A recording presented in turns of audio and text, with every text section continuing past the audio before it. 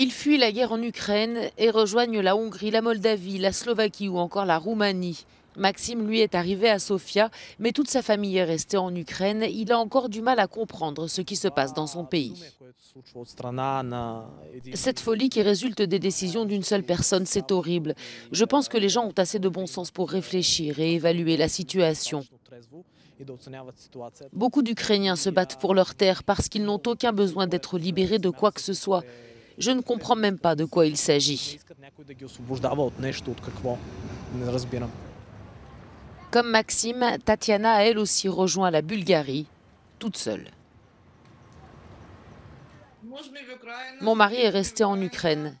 Ma famille et tous mes amis sont restés là-bas.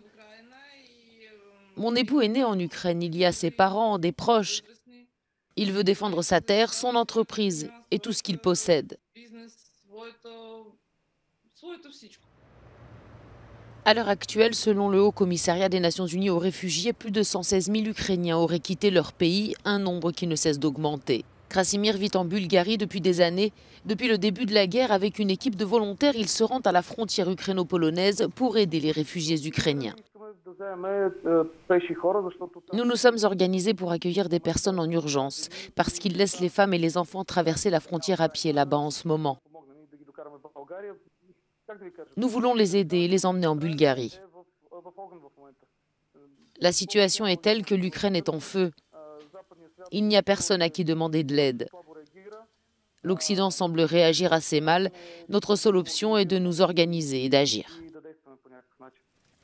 Malgré l'aide des associations et bien qu'en sécurité en Bulgarie, Tatiana n'arrive pas à être rassurée. J'ai peur pour ma famille et pour mes amis. J'ai peur pour tous les Ukrainiens. Outre la Bulgarie, la Pologne affirme que 100 000 Ukrainiens ont franchi la frontière polonaise depuis jeudi. 9 centres d'accueil ont été mis en place pendant que sur le terrain en Ukraine, les combats continuent.